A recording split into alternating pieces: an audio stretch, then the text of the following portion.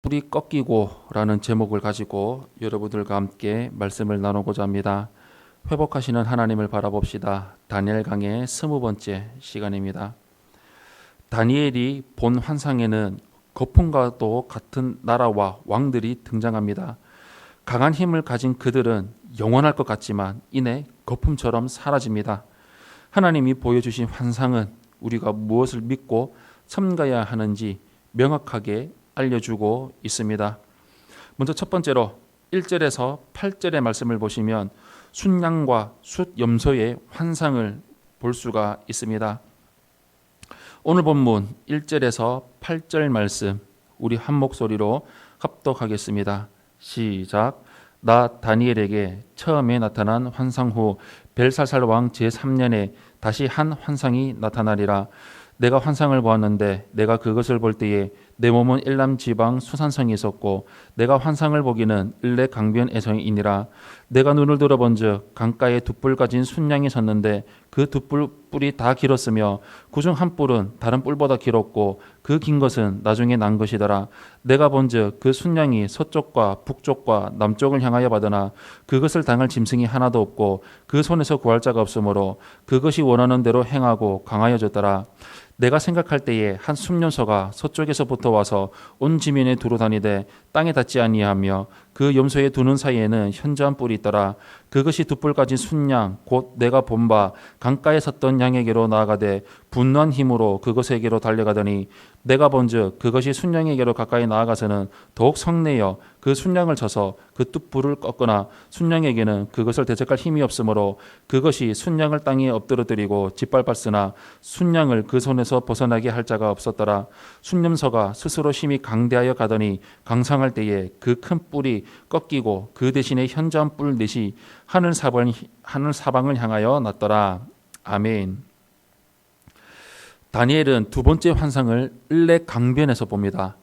다니엘이 눈을 들어보니 두 뿔 가진 순양이 있는데 두 뿔 중 한 뿔은 나중에 난 것으로 다른 뿔보다 길었습니다. 이 순양은 매우 강해서 그것을 당할 짐승이 없었습니다.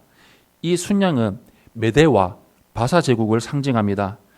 짧은 뿔은 메대고 긴 뿔은 바사입니다. 메대 바사 제국은 강력한 힘으로 바벨론을 멸망시킵니다. 그러나 메대 바사 역시 영원한 강자는 아닙니다.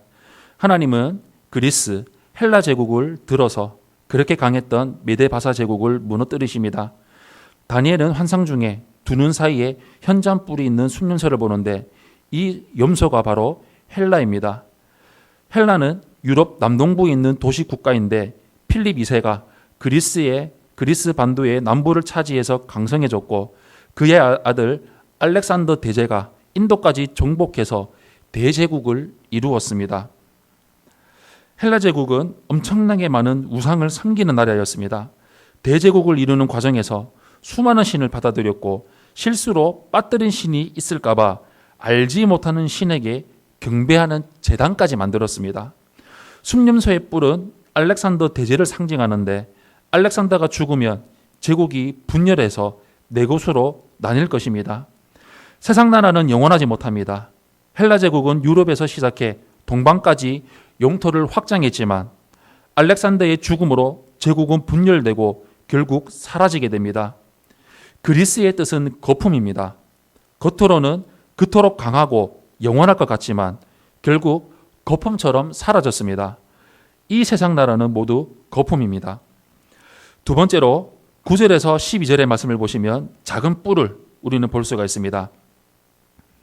9절에서 12절 말씀 우리 한 목소리로 합독하겠습니다. 시작. 그중 한 뿔에서 또 작은 뿔 하나가 나서 남쪽과 동쪽과 또 영화로운 땅을 향하여 심히 커지더니 그것이 하늘 군대에 미칠 만큼 커져서 그 군대와 별들 중에 몇을 땅에 떨어뜨리고 그것들을 짓밟고 또 스스로 높아져서 군대의 주제를 대적하며 그에게 매일 드리는 제사를 없애버렸고 그의 성소를 헐었으며 그의 악으로 말미암아 백성이 매일 드리는 제사가 넘긴 바 되었고 그것이 또 진리를 땅에 던지며 자의로 행하여 형통하였더라. 아멘. 그리스 제국의 알렉산더는 동방으로 원정을 하다가 군사들이 전쟁에 지치자 인도에서 원정을 중단했습니다. 알렉산더가 돌아오는 길에 병에 걸려 죽자 수하에 있던 4명의 장수가 헬라를 분할 통치합니다. 시리아의 셀류커스, 애굽의 프톨레미, 마케도니아의 카산더, 비두니아의 리시마쿠스입니다. 그중 셀류커스 왕조의 8번째 왕인 안티오쿠스 4세가 유대인을 박해합니다. 구절을 보면 한 뿔에서 작은 뿔 하나가 났다라고 하는데 이 작은 뿔이 바로 안티오쿠스 4세입니다. 그는 성전 제사를 없애버렸고 제단을 더럽혔습니다. 그러나 믿는 자들은 그들의 만행을 두려워할 필요가 없습니다. 이상한 일 당하는 것 같이 이상히 여길 필요도 없습니다. 마지막 세 번째로 13절에서 14절의 말씀을 보시면 2300주야까지 우리는 볼 수가 있습니다. 13절에서 14절 말씀 우리 한 목소리로 합독하겠습니다. 시작. 내가 들은즉 한 거룩한 이가 말하더니 다른 거룩한 이가 그 말하는 이에게 묻되 환상에 나타난 바 매일 드리는 제사와 망하게 하는 죄악에 대한 일과 성소와 백성이 내준바되며 짓밟힐 일이 어느 때까지 이를꼬 하며 그가 내게 이르되 2300주야까지니 그때에 성소가 정결하게 되리라 하였느니라. 아멘.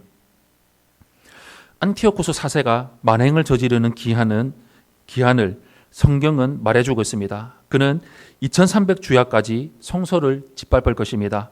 그 후 성소가 정결해질 것입니다.